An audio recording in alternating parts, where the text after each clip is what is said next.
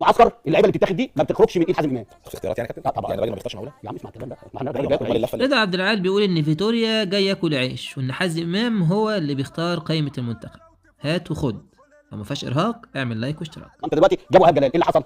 10 ايام يا كابتن ده مش سيبك من الدنيا كلها قلبت على مين؟ على الاتحاد. الاتحاد. فهم قاموا جايين مسلمين الورد لحازم امام. احنا مالناش دعوه بالكوره، وخد يا عم حازم انت ايه دي؟ حازم امام راح جاب شروه، الشروه دي انا بقول لك اهو على مسؤوليتي، المعسكر اللعيبه اللي بتتاخد دي ما بتخرجش من ايد حازم امام. في اختيارات يعني يا كابتن؟ لا طبعا. يعني الراجل ما بيختارش معقوله يا عم اسمع الكلام ده، ما احنا الراجل بياكل امال عيش. اللفه اللي والله هو باللي احنا بنشوفه دوت تبقى معقوله، الاختيارات فيها حاجات غريبه يعني.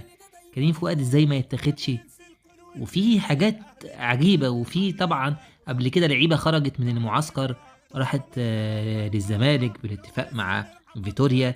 فواضح ان فيتوريا صوته مش من دماغه، وممكن يكون كلام رضا عبد العال هنا منطقي. هو حازم امام هو الحاكم الناهي او هو الحازم الناهي في الكره المصريه حاليا.